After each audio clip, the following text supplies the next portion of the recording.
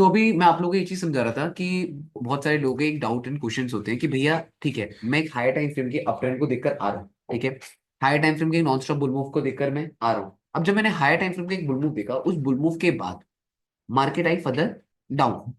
अब higher time frame के according तो ये लेवल भैया एक मेजर सपोर्ट था, मेजर रिट्रेसमेंट जोन था, मेजर ओपनिंग क्लोजिंग था, ट्रेंडिंग लिक्विडिटी था, बहुत सारी चीजें यहाँ पे लग जाएंगी अगर बंदा लगाने बैठेगा तो, और अगर मार्केट ने बिठाया तो। ठीक है, क्या भैया मैं इस पर्टिकुलर पॉइंट से बाय कर सकता हूँ? पहला क्वेश्चन। उस बंदे ने ट्रेंड बोला, हायर हाई बन रहा है, उसने बाय कर लिया, बाय जा रही है, जा रही जा रही जा रही जा रही। पास्ट में इस पर्टिकुलर जोन में मार्केट ने बहुत ज्यादा रेजिस्टेंस फेस करा था। अगर एक सीधी सीधी बात करी जाए तो लॉजिकल टीपी तो आपके ये और ये जोन होते हैं। लॉजिकल टीपी की बात करें तो आपका ये पर्टिकुलर जोन है और ये पर्टिकुलर जोन है, क्योंकि ये आपका रेजिस्टेंस है। एग्री? ये पर्टिकुलर पॉइंट, ये रेजिस्टेंस क्यों है? क्योंकि पास्ट में यहाँ पे इसी जोन में जब हम लोग एक्सपेक्ट कर रहे हैं, जैसे मान लो ये जोन, पास्ट में मार्केट ने यहाँ से एक अच्छे खासे अप ट्रेंड को रिजेक्शन दिया था, ठीक है ना। उससे भी पास्ट में मार्केट ने यही जो जोन्स हैं पूरे के पूरे, यहाँ पे मार्केट ने कहीं ना कहीं रिजेक्शन फेस करी थी। एग्री? तो आपको पता है कि भाई ये जो पर्टिकुलर जोन है मेरा, ये एक मेजर रेजिस्टेंस है। अब आपका यहाँ पे कॉन्सेप्ट लग जाता है, अगर इतनी बुलिश होती तो ब्रेक कर देती। अब इसने इतनी बुलिश होती तो ब्रेक कर देती वाला कॉन्सेप्ट लगा दिया। अब ये है आपका 4 आवर टाइम फ्रेम, इसके अकॉर्डिंग मार्केट को क्या होना चाहिए? गिरना चाहिए। एग्री? अभी मैंने आप लोगों को एक चीज पढ़ाई थी लाइव में कि यहां पे इतनी बेरिश होती तो बुलिश होती तो ब्रेक कर देती, ये कॉन्सेप्ट तो लग गया। अब इसके बिहाफ में अगर आपको सेल करना है तो लोअर टाइम फ्रेम में लोअर हायर लो देखोगे, लोअर टाइम फ्रेम में जाकर सेल मारोगे। अगर आपको दिख रहा है कि आप लोअर टाइम फ्रेम के अकॉर्डिंग जाकर सेल मारने चले गए, कि भाई स्ट्रक्चर दिख गया, आपने यहाँ पे सेल कर दिया, जैसे मैंने यहाँ पे पढ़ाया था। एग्री?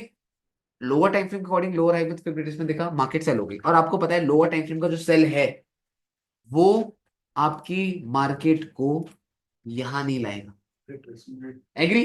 लोअर टाइम फ्रेम का जो रिवर्सल बना होगा यहाँ पे, वह कॉन्सेप्ट तो लग गया, इतनी बेरिश होती ब्रेक कर देती, उसने मूवमेंट भी दे दिया। एग्री? लोअर टाइम फ्रेम की रिवर्सल ने दे दी इतनी मूवमेंट, कंसोलिडेशन हुआ, कंसोलिडेशन हुआ, कंसोलिडेशन हुआ, कंसोलिडेशन हुआ, यहाँ पे कहीं ना कहीं जाकर मार्केट एक बुल मूव अगेन ट्राई करा। अब ये जो बुल मूव है ये 4 आवर में पड़ा है। अब ये 4 आवर में जो बुल मूव पड़ा है, अब ये बन गया आपका हाई, और ये क्या बन गया? इतनी बेरिश होती ब्रेक कर देती, हायर लो, मेजर रेजिस्टेंस। अब आप एक बड़ा मूव एक्सपेक्ट कर सकते हो, बट जब बात आती है छोटे मोटे मूव की, तब आप लोग इतनी बेरिश वाला कॉन्सेप्ट, लोअर टाइम फ्रेम में गए, हायर लो दिखा, सेल मार दिया, ईएमए तक का टीपी रख लिया। बट जब आपको पोजिशनल जाना है तब आपको हायर टाइम फ्रेम के स्ट्रक्चर का वेट करना पड़ जाता है। क्या ये चीज समझ पा रहे हो कुछ, या थोड़ा बहुत दिमाग में पता लग पा रहा है आकाश भाई? लाइक ए डबल टॉप जैसे। डबल टॉप मतलब आपको ये पता लग रहा है कब इतनी बेरिश है तो कब लोअर टाइम फ्रेम में जाना है, फिर या यहाँ पे डॉजी बन गई तो लोअर टाइम फ्रेम में कैसे जाकर ट्रेड प्लान करनी है। और आपको ये पता लग, अब ये चीजों के लिए आपको क्या करना पड़ेगा ना, हायर टाइम फ्रेम को बहुत ज्यादा पढ़ना पड़ेगा। लाइक ये फॉल आया नॉन स्टॉप, भैया यहाँ पे ना डॉजी बन गई, भैया यहाँ पे ना एक मेजर सपोर्ट होगा, अनवांटेड कैंडल पढ़ लिया, पढ़ाया था, डॉजी बन गई, भैया मैंने यहाँ से बाय करना चाहता हूँ, ओके बाय कर लो। आ गया पहला पॉइंट, ये हो गया, ओके बाय कर लो। अब बाय कर लिया बंदे ने, डन। लोअर टाइम फ्रेम में कुछ रिवर्सल बना होगा, हायर लो ये सब फलाना ढिलाना, यहाँ पे मेरे अकॉर्डिंग कोई रिवर्सल पैटर्न बना होगा, जी। ये उस रिवर्सल पैटर्न की नेकलाइन है। हाँ जी। बाहर से देख के बता दो, एनालिसिस ऐसी सीखो कि आपको ऐसी पता लगने लग जाए। अब यहाँ पे क्या क्या चीजें हुई, ये लो था, पहले हम लोअर टाइम फ्रेम में जाते हैं ना, कि भाई बंदे ने तो डॉजी देखी, और वो डॉजी देखकर बंदा क्या सोचेगा कि भैया बाय कर लूं, ठीक है। अब दो दो तीन टाइप की चीजें होती है, एक पेशेंस जब आप शो करोगे, इन्वर्टेड करते इन्वर्टेड हेड एंड हैं। Shoulder. Head and shoulder. Agree? Agree. Bull move आया, डॉजी इन्वर्टेड में बनी गई होगी, जी। नेकलाइन टेस्ट होगी, यहाँ पे टेस्टिंग हो गई। हाँ। जब ये नेकलाइन टेस्टिंग हुई तो जो हायर टाइम फ्रेम में था, हायर टाइम फ्रेम में बुल मूव तो आ चुका था। समझना मेरी बात को, किसकी बात कर रहा हूं? डेली टाइम फ्रेम की, lower high. Sorry 4 hour time frame में। हाँ लोअर हाई। लोअर। अब ये डॉजी बनी, जो ये बुल मूव आया था वो इन्वर्टेड हेड एंड शोल्डर का बुल मूव था। जो ये गिरी तो हायर टाइम फ्रेम के अकॉर्डिंग जब ये गिरी तो लोअर टाइम फ्रेम के अकॉर्डिंग नेकलाइन टेस्ट हुई। Neckline test. यहां पे भी स्ट्रक्चर हो गया, वहां भी स्ट्रक्चर हो गया, इतना समझ पा रहे हो? फिर जब मार्केट ने और बुल मूव दिया, जब मार्केट फर्दर डाउन आई तो आपको पता है लिक्विडिटी जोन, एसएल लगाने का तरीका तो पता है, समझ पा रहे हो? अब मैं यही चीज आप लोगों को बार बार समझा रहा हूं कि अभी तो तुम्हारी स्टार्टिंग है, तुम 2 महीने ऐसे बैठ जाओ तो तुम कीड़े हो जाओगे मार्केट में, तुम्हें हर एक मूवमेंट ऑन पॉइंट पता लगेगी, बट उसके लिए तुम्हें ट्रेड पंच करनी पड़ेगी।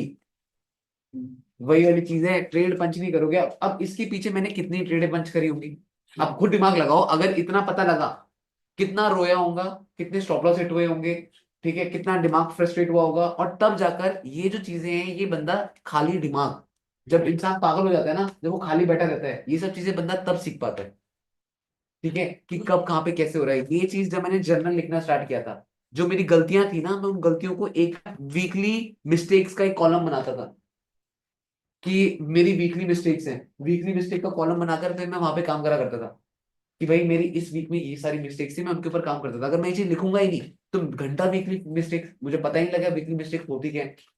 और मैंने कल वैभव और अंश को मैं ये चीज बता रहा था मैं क्या करता था, जब मैंने ट्रेडिंग जर्नी अपनी स्टार्ट करी थी ना, तो अपने ही रूम में, छोटे से रूम में एक कैलेंडर रखा रखता था, ठीक है।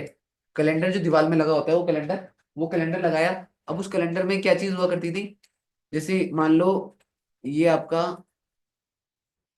मंडे हो गया, ठीक है, ये 1 तारीख हो गई, ये ऐसे करके ये 2 तारीख जैसे हो गई, ठीक है। अब मैं इसमें क्या करता था, आज डे 1 है मेरा, ठीक है, आज 1 तारीख है, तो 1 तारीख में मैं क्या लिखता था, यहीं पे 1 तारीख के नीचे लिखता था 10K का अकाउंट होता था। 10K के अकाउंट में मैंने, तो यहाँ पे 10K का अकाउंट नहीं लिखा हुआ, यहाँ पे 1 तारीख की डेट लिखी हुई है। अब मैंने इसमें क्या करा, इसमें मैंने लिख दिया $50 माइनस।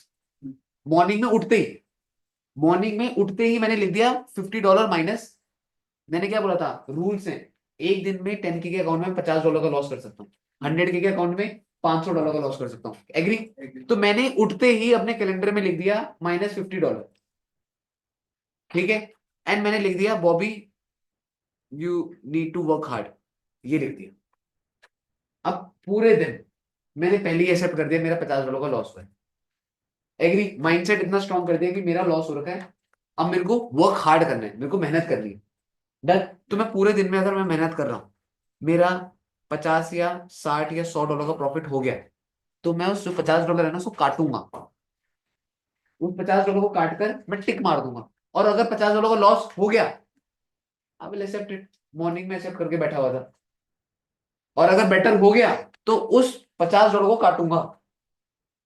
समझ पा रहे हो? तो ये जो चीजें होती है, छोटी मोटी चीजें हैं, अगर बात करी जाए, कोई बहुत बड़ा रॉकेट साइंस नहीं बता रहा हूँ, है ये बहुत छोटी मोटी चीजें, बट ये लॉन्ग टर्म प्रॉफिटेबल बनने में बहुत हेल्प करती है। क्योंकि बंदा अगर ट्रेडिंग में लॉस खाता है तो एक साइकोलॉजी से लॉस खाता है, आता सबको सब कुछ है, बट मेन जो है वो माइंडसेट है। क्या सबको ये चीज समझ आ पाई या नहीं आ पाई? और ये बहुत अच्छा तरीका है, रोज उठोगे, कैलेंडर देखोगे, -$50 लिख दोगे उठते ही, एक्सेप्ट कर लिया तुमने पहले ही। अब भाड़ में जाए भाई, $50 का लॉस हो भी जाए तो तुम्हें फर्क नहीं पड़ेगा, क्यों? क्योंकि तुमने पहले से उस चीज की तैयारी कर ली थी। एग्री है सबको, डन है? और मैंने वो पढ़ा भी दिया अभी वाला, तो ये चीज थी।